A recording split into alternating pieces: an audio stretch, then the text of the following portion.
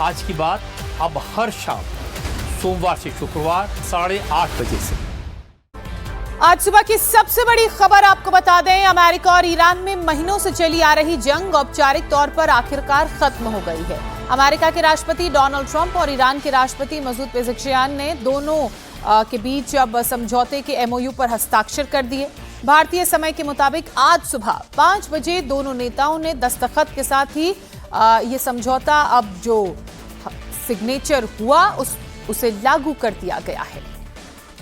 राष्ट्रपति ट्रंप ने फ्रांस के पैलेस ऑफ वर्सेलिस में इमैनुअल मैक्रों के साथ डिनर के दौरान एग्रीमेंट की हार्ड कॉपी पर दस्तखत किया। साइन किए गए एग्रीमेंट की कॉपी को ईरान और मध्यस्थ देशों तक पहुंचा दिया गया।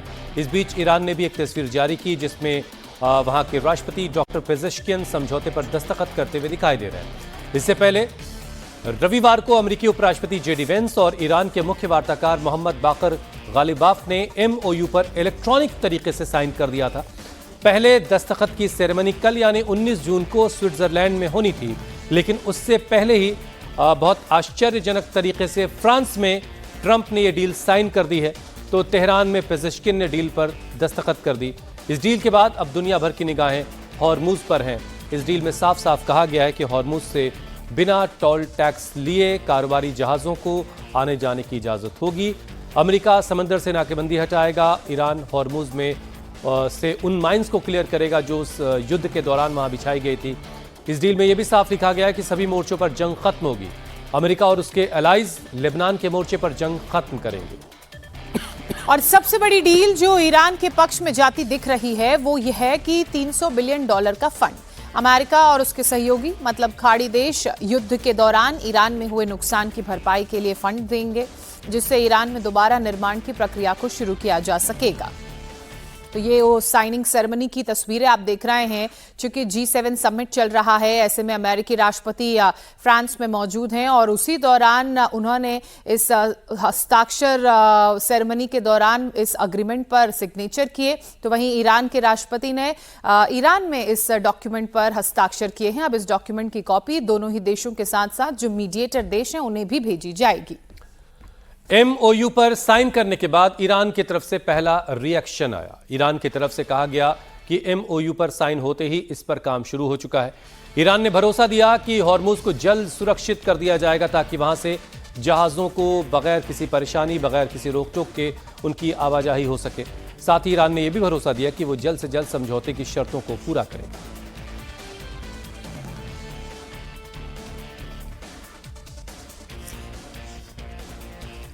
तो एमओयू पर साइन करने के बाद अब ईरान का भी रिएक्शन इस पूरे मामले को लेकर सामने आ गया है। हॉर्मुज स्ट्रेट को खोल दिया जाएगा। जो भी शर्तें इस एमओयू के तहत दोनों ही देशों के बीच जिनको लेकर अग्रीमेंट हुआ था उन शर्तों को माना जाएगा।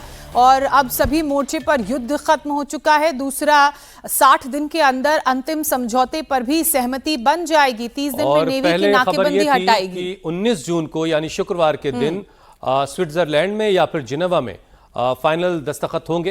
पहले इलेक्ट्रॉनिकली जो साइन हो चुका था जेडी वेंस और बाकर गालिबाफ के बीच, लेकिन उससे पहले ही पेरिस में डिनर के दौरान जब मैक्रों के साथ ट्रंप डिनर कर रहे थे उसी दौरान जो है ये हार्ड कॉपी पर ट्रंप ने दस्तखत कर दिए। मतलब ये कि वक्त से पहले अभी 19 जून वाला जो प्रोग्राम है उसका क्या होगा वो भी आने वाला वक्त बताएगा। अच्छी बात यह है कि जंग खत्म करने पर दोनों देश सहमत हो गए और जो फाइनल डील थी उसकी हार्ड कॉपी जो है वो साइन हो चुकी है। अब देखिए सबसे पहला जो इसमें बात कही गई, सारी शर्तें क्या क्या हैं इसमें। एक दूसरे के आंतरिक मामलों में दोनों देश दखल नहीं देंगे। ईरान चाहे अमेरिका में और अमेरिका ईरान के अंदर 60 दिनों के अंदर जो अंतिम समझौता है उस पर सहमति बनाने की कोशिश होगी और उसके लिए जो सारी शर्तें हैं वो पालन दोनों देश कर रहे हैं नहीं कर रहे हैं इस पर गौर होगा। अमेरिका 30 दिनों में अपनी जो नेवी है जिसके जरिए उसने हॉर्मुज की नाकेबंदी कर रखी है उसको वो हटा लेगा। ये वो मुख्य पॉइंटर हैं जिनके जरिए ही आने वाले वक्त में जो लॉन्ग टर्म समझौता होगा वो डिपेंड करेगा। ईरान 30 दिनों के अंदर हॉर्मुज को सभी जहाजों के लिए सुरक्षित तौर से खोल देगा और हॉर्मुज पहले की तरह से सामान्य वहां पर ट्रैफिक हो जाएगा। सभी कारोबारी जहाज वहां से बहुत आराम से गुजर पाएंगे। जो माइंस बिछी हैं उनको हटाया जाएगा। हॉर्मुज से 60 दिनों तक बिना टोल टैक्स दिए जहाज गुजरेंगे। 60 दिनों तक बगैर किसी टोल टैक्स के जहाज जो है वहां से गुजर पाएंगे। इसके बाद एक मैकेनिज्म की बात हो रही है जो ईरान ओमान के साथ मिलकर के एक मैकेनिज्म बनाएगा और उसके बाद क्या होगा वो आने वाला वक्त बताएगा। लेकिन 7वां पॉइंट क्या है, यूएस और उसके सहयोगी ईरान के लिए $300 बिलियन का फंड बनाएंगे। बहुत बड़ी रकम है जो ईरान का रिकंस्ट्रक्शन का काम है, जो वहां पर तमाम तबाही हुई उसके लिए $300 बिलियन का निवेश होगा। 8वां पॉइंट, ईरान से यूएन और IAEA के प्रतिबंध हटा दिए जाएंगे। जो सैंक्शंस लगे हुए हैं ईरान के ऊपर अलग अलग तरीके के, उसके ऑयल सेक्टर पर, उसके बैंकिंग सेक्टर पर, वो सारे प्रतिबंध हटा लिए जाएंगे। ईरान कभी परमाणु हथियार नहीं बनाएगा, यह भरोसा ईरान ने एक बार फिर से दिया है कि वो परमाणु हथियार नहीं बनाएगा। ये बार बार ईरान की तरफ से पहले भी कहा जाता रहा कि वो परमाणु हथियार नहीं बना रहा है।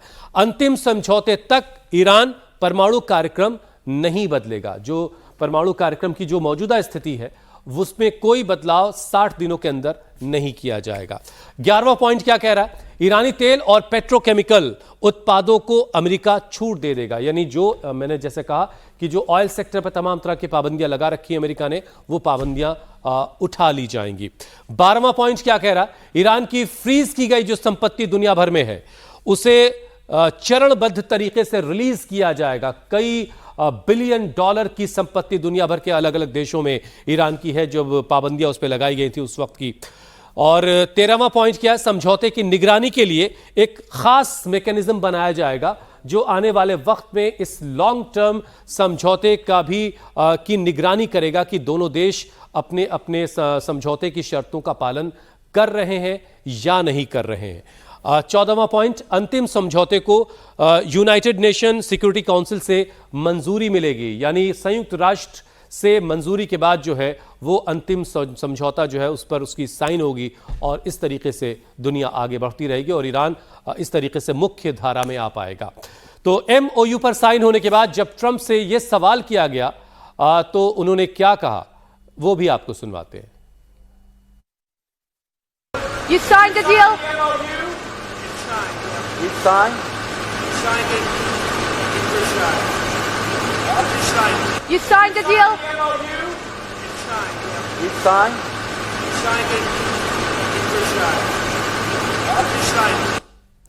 तो पेरिस में समझौते पर हस्ताक्षर होने के बाद मीडिया के सवालों का जवाब देते हुए अमेरिकी राष्ट्रपति डोनाल्ड ट्रंप आपको तस्वीरों में दिख रहे हैं। जब वो डिनर के बाद जा रहे थे तो एक पत्रकार ने उनसे सवाल पूछा उस डील को लेकर जो कहा जा रहा था कि 19 तारीख को स्विट्जरलैंड में होनी है, लेकिन उस डील पर आज सुबह भारतीय समय के मुताबिक हस्ताक्षर कर लिए गए और उसके बाद शांति का एक रास्ता अब खुलता हुआ नजर आ रहा है। और इसी बड़ी खबर पर चर्चा करने के लिए मेहमानों का एक विशेष पैनल इस वक्त हमारे साथ जुड़ चुका है।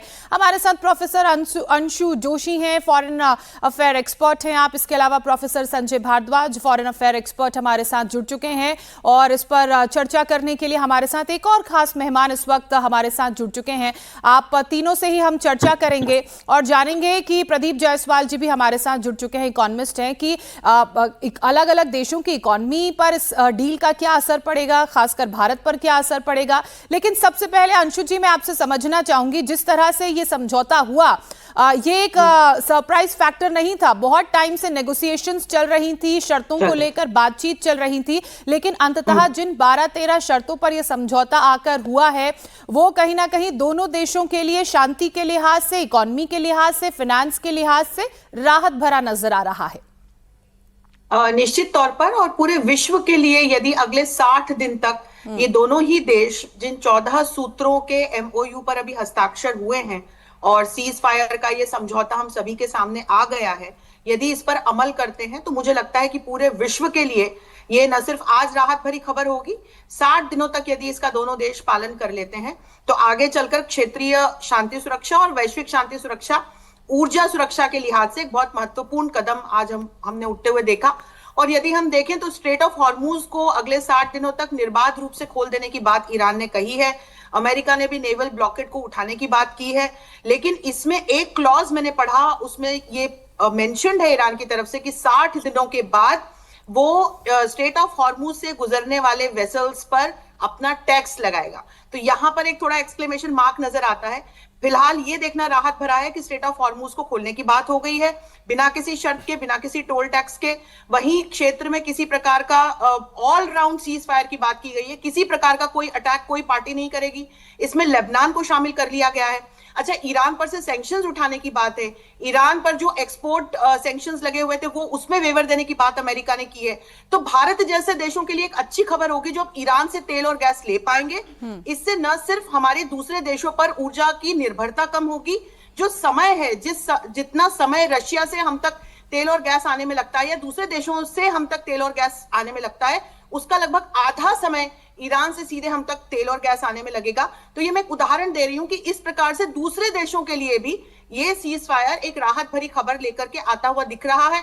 न्यूक्लियर मैटर्स को लेकर के भी ईरान ने इन 14 सूत्रों में विश्वास जताया है कि वो किसी प्रकार का कोई न्यूक्लियर अस्त्र या शस्त्र बनाने नहीं जा रहा है। सैंक्शंस भी उठाने की बात अमेरिका ने की है, लेकिन वो सशर्त है IAEA के इंस्पेक्शंस यहां पर जारी रहेंगे ईरान में।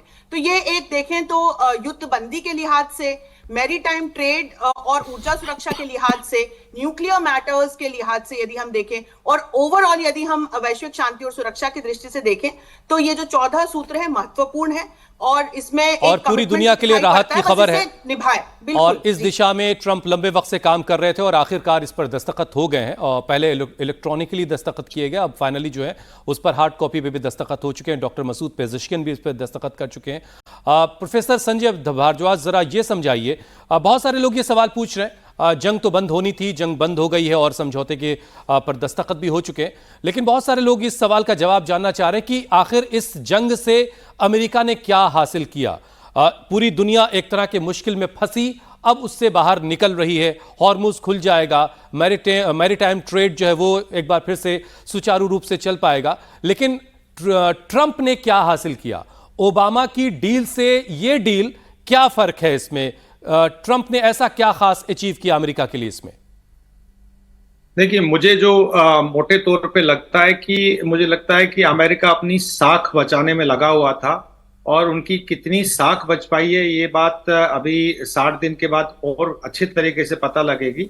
लेकिन जिस तरीके से सीनेटर टाउट का जो एक बयान आया कि ये एक अमेरिका के लिए, वाशिंगटन के लिए ह्यूज विन है, और ये जो डील है जिसका आप जिक्र करें 2015 में जो joint comprehensive plan of action पे साइन हुआ था ओबामा के टाइम में, ये डील उस डील से बेहतर है। तो ये बात बिल्कुल सही है। लेकिन मैं 2-3 बातें, अगर हम क्रिटिकल एनालिसिस इसका करते हैं तो निश्चित रूप से 3-4 बातें बहुत महत्वपूर्ण बात आती है। पहली बात कि जो क्या सारे स्टेक होल्डर्स को इस डील में शामिल किया गया है, यानी कि इजराइल का क्या होगा, इजराइल इसको कितना एक्सेप्ट करेगा, क्या अमेरिका दबाव डाल के करेगा। दूसरी बात की जो प्रॉक्सीज हैं, हिजबुल्लाह है, हूती है, हमास है, उनका क्या गारंटी है कि वो इजराइल और बाकी जगह किसी तरीके का अटैक नहीं करेंगे उस एक्टिविटीज को। दूसरा पॉइंट ये है। तीसरा पॉइंट ये है कि ये जो इसमें जो मिसाइल प्रोग्राम है ईरान का, उसको of the negotiation, of the discussions रखा है। तो क्या महफूज है कि जो मिडिल ईस्ट के जो बाकी कंट्रीज हैं, यूएई हैं, सऊदी अरबिया है, कुवैत है, कतर है, जिनपे इस युद्ध के दौरान अटैक हुए थे, तो क्या गारंटी है कि इस तरीके की कोई नहीं होगी। ये बेसिकली ईरान की तरफ से मोटे तौर पे देखने को। और एक और जो बड़ी बात इसमें देखने को मिल रही है कि ईरान का जो बगई का कमेंट आया था कि न्यू नॉर्मल्स होगा, मतलब नेगोशिएशन होगा ओमान के साथ बैठ के कि क्या स्ट्रेट ऑफ हॉर्मुज पे टैक्सेज लगाए जाएंगे कि नहीं। ये बहुत इशू है। क्या इन इशू पे सहमति बन पाएगी, क्या ये डील सस्टेनेबल डील होगी या नहीं होगी। लेकिन ये बात जरूर है कि एक राहत है, और एक राहत दुनिया के लिए राहत है, और अमेरिका के लिए एक एग्जिट पॉइंट तलाशने में वो कामयाब रहे, यहाँ जीत है। लेकिन मोटे तौर पे मुझे लगता है कि जो 2015 की जो डील को 18 में विड्रॉ किया था, उससे बेहतर मुझे डील नहीं लग रही, क्योंकि ट्रंप ने संजय जी, ट्रंप ने यही कहते हुए इस डील को खारिज किया था, बैड डील बताया था कि इसमें प्रॉक्सीज को शामिल नहीं किया गया, इसमें ईरान के मिसाइल प्रोग्राम को शामिल नहीं किया गया। वो दोनों पॉइंट्स मौजूदा डील में भी नहीं है। बहरहाल पंकज जी आपके पास आएंगे और इसके इकोनॉमिक पहलू को समझेंगे। डील में अमेरिका ने ईरान की एक बड़ी शर्त मानी है। ईरान को $300 बिलियन का मुआवजा दिया जाएगा। यूएस और उसके सहयोगी देश जो खाड़ी के देश है वो $300 बिलियन तक का इन्वेस्टमेंट करेंगे। इन्वेस्टमेंट के तरीके से ये मदद की जाएगी जिससे रीडेवलपमेंट का काम होगा। जो कंस्ट्रक्शन का काम होना है, जो तबाही हुई है, जो डिस्ट्रक्शन हुआ है, उसको बनाने के काम के लिए $300 बिलियन की मदद ईरान को की जाएगी। और ये एक बहुत बड़ी रकम होती है। इतने बड़े रकम का फ्लो होना ये भी दुनिया की इकोनॉमी के लिए एक राहत भरी खबर होगी। अमेरिका और ईरान के बीच डील साइन हो जाने के बाद से स्ट्रेट ऑफ हॉर्मुज खुल गया है। स्ट्रेट ऑफ हॉर्मुज खुलने से अब कमर्शियल जहाजों की आवाजाही सुरक्षित तरीके से होगी। डील में ईरान 60 दिनों तक किसी भी तरह का कोई चार्ज यानी कि टोल टैक्स नहीं लेगा। ईरान स्ट्रेट ऑफ हॉर्मुज के पूरे एरिया से 30 दिन में समुद्री माइंस हटाएगा। जो वहां पर माइंस ईरान की तरफ से लगाई गई थी उनको हटाने को लेकर भी इस डील में चर्चा हुई है और 30 दिन का वक्त है। अमेरिकी नौसेना स्ट्रेट ऑफ हॉर्मुज से नाकेबंदी हटाएगी। हॉर्मुज के संचालन के लिए ईरान ओमान के साथ बातचीत करेगा। तो ये जो डील लगातार जिसकी हम चर्चा कर रहे हैं पंकज जी, अगर इसके इकोनॉमिक पहलू को देखें, आर्थिक रूप से इस डील को समझना चाहें, तो एक चीज जो ईरान के फेवर में होती हुई दिख रही है वो ये कि जितना भी तबाही डिस्ट्रक्शन अमेरिका और अदर स्टेक होल्डर्स ने किया था उस लिहाज से अब एक फंड बनाया जाएगा डेडिकेटेड, जो अलग अलग चरणों में ईरान को दिया जाएगा ताकि ईरान का डेवलपमेंट हो सके, वहां पर एक बार फिर से विकास को रफ्तार मिल सके। और इसके अलावा अगर हम जो सबसे इंपॉर्टेंट सेक्टर है ऑयल सेक्टर और मैरीटाइम अफेयर्स की बात करें तो उसके लिहाज से भी बहुत बड़े समझौते इस डील में होते हुए दिखे हैं। हाँ ज्योत्सना जी, ये बहुत बड़ी न्यूज है। और जो फंड की बात आपने किया, $300 बिलियन का फंड है, वो 28 लाख करोड़ के आसपास होता है अगर इंडियन रुपीज में हम कन्वर्ट करें। इसके फाइन प्रिंट आने बाकी है, लेकिन मैं एक्सपेक्ट करता हूं कि जो पैसे होंगे ग्रांट के रूप में ईरान को दिए जाएंगे, ना कि किसी डेट के रूप में। और अगर ग्रांट के रूप में इतना बड़ा ईरान में पैसा मिलता है तो ईरान के पुनर्निर्माण में ये बहुत बड़ी सहायता करेगा। क्योंकि ओवर द पीरियड इतने सालों से ईरान सैंक्शंस झेल रहा था, बहुत से उसके कार्यक्रम रुके हुए थे, वो सारे कार्यक्रम एक साथ खुलेंगे, सारे प्रतिबंध जो एक साथ खुलेंगे। और सबसे बड़ी न्यूज जो मुझे इसमें अच्छी लगी कि ईरान पर से वो सैंक्शंस हटाए जाएंगे और Iran is free to export his oil and gas. तो जो पहले रिस्ट्रिक्शंस थे, वो अपने ऑयल एंड गैस को एक्सपोर्ट नहीं कर पा रहा था, वो अनदर वे से जो है दूसरे देशों को बेच रहा था, वो ओपन मार्केट में आ जाएगा। इसलिए आप देखेंगे ऑयल गैस की सप्लाई लाइन जो है वो अच्छी होने के न्यूज से। उसमें दो कारण, एक तो हार्मुज स्ट्रेट खुलने से अदर कंट्रीज के जो ऑयल एंड गैस जाते थे अदर कंट्रीज को, जो 20% सप्लाई पे एक तरह से नाकाबंदी लगी थी, 20% सप्लाई रिस्क में आई थी, वो तो कम हुई है।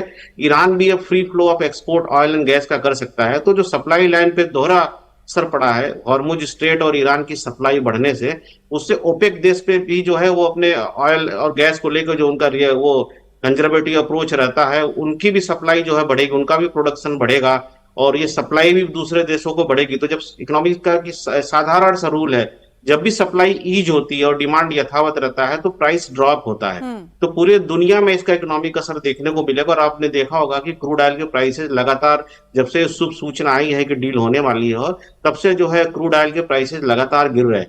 तो ईरान के लिए भी शुभ सूचना है, उसको $300 बिलियन का फंड मिलेगा, उसको व्यापार करने का मौका मिलेगा, उसकी सॉवरेनिटी को एक्सेप्टेंस मिला है। तो दूसरे देश भी जो ईरान से सौदा करते थे उनके ऊपर जो रिस्ट्रिक्शंस का भय रहता था वो भय भी हटेगा। तो एक तरह से ईरान मेन लीग में आ गया और ईरान एक बड़ा देश है, फ्रीज उसके पास एसेट्स बड़ी भी चरणबद्ध तरीके से रिलीज किए जाएंगे। ऐसे बहुत सारी राहतें ईरान के लिए इसमें है। और एक बहुत बड़ी राहत दुनिया भर के लिए ये कि जिस एक इकोनॉमिकल क्राइसिस की बात इस जंग के बाद हो रही थी, इस समझौते के बाद अब वो क्राइसिस भी काफी हद तक धीरे धीरे करके खत्म हो जाएगा।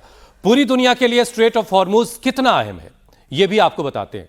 दुनिया का लगभग 20 से 30% ऑयल इसी रूट से होकर के गुजरता है। करीब 20 मिलियन बैरल तेल रोजाना इस रूट से होकर के दुनिया के अलग अलग देशों तक जाता है।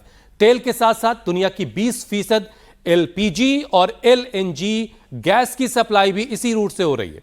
हॉर्मुज से गुजरने वाला 84% तेल चीन, भारत, जापान और दक्षिण कोरिया को जाता है।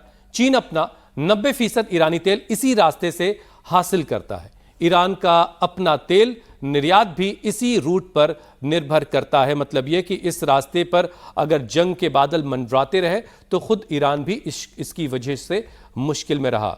हमारे डिफेंस एडिटर मनीष प्रसाद इस पर और ज्यादा बातचीत के लिए हमारे साथ जुड़ चुके हैं। मनीष, जरा इसको जो आर्मी ब्लॉकेड, जो नेवी ने वहां ब्लॉकेड कर रखा है और जो ईरान की तरफ से सारी चीजें थी, उस नजरिए से समझाइए कि अब वहां से कारोबारी जहाज जो है वो बिल्कुल सुरक्षित तरीके से उनकी आवाजाही सुनिश्चित हो पाएगी। अमेरिका कब तक अपने नेवी ब्लॉकेड को हटा लेगा? अभी क्या सिचुएशन है वहां पर? क्योंकि हमने परसों ही सुना था कि ट्रंप ने ऑर्डर दे दिया कि नेवी वहां से हटाई जाए। भाई हुसैन, ये करीबन 30 से 35 दिन का ये पूरा प्रोसेस है जो कि अमेरिकन के द्वारा, जो अमेरिकन नेवी है, उसके अलावा जो अमेरिका के मल्टीपल एसेट्स इस जगह पर डिप्लॉयड हैं, स्ट्रेट ऑफ हॉर्मुज, उसके बाद अल्डुकुम यानी ओमान की तरफ से होते हुए। आपको ध्यान होगा जब भारतीय जो मर्चेंट शिप था, उसके अलावा जो फ्लैगशिप किसी और कंट्री की थी लेकिन भारतीय उस पर थे, जब उस पर अटैक हुआ था तो उस दौरान, उससे पहले ही डोनाल्ड ट्रंप इस बात को कह चुके थे। लेकिन अब जब ये म्यूचुअल एमओयू पे साइन हो गया है, दोनों देशों की तरफ से ये साइन किया गया है, तो इसमें जो 14 पॉइंट्स हैं उसमें से 2-4 पॉइंट्स इतने इंपॉर्टेंट है जिसका असर अब इसके दोनों के बीच पड़ेगा। लेकिन जो IRGC है, यानी ईरान की IRGC को या ईरान के सेंटिमेंट्स को इसमें नज़रअंदाज करना बहुत जल्दबाजी होगा। इसीलिए जो ये पूरा का पूरा प्रोसेस है 60 दिन का, उसके बाद इसकी दिशा और दशा किस आधार पर ये आगे जा रहा होगा ये दिखाई देगा।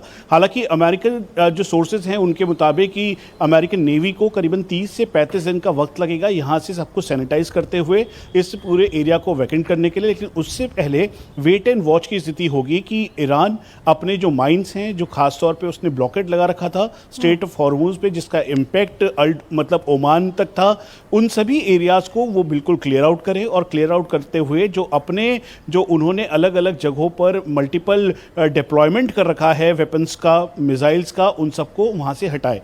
दूसरी एक और बात जो कि बहुत ही ज़्यादा इसमें इम्पॉर्टेंट है वो है जिसमें न्यूक्लियर की बात की गई और यूरेनियम की बात की गई। तो इसके ऊपर मल्टीपल एजेंसीज IAEA खुद इस पे नज़र रखेगा, इस पे ये बिल्कुल साफ हो गया।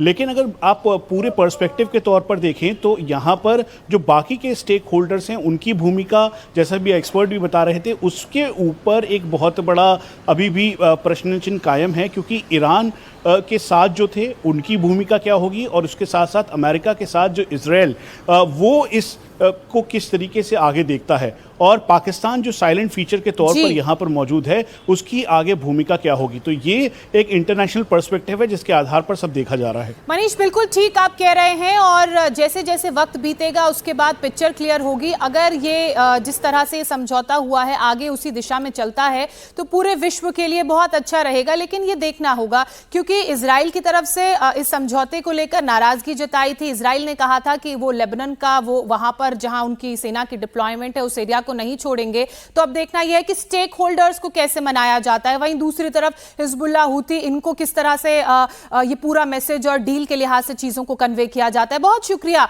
मनीष आपका, और हमारे तमाम मेहमान हमारे साथ जुड़े, इस चर्चा को हमारे दर्शकों को और अच्छे से समझाने के लिए आपका भी बहुत शुक्रिया।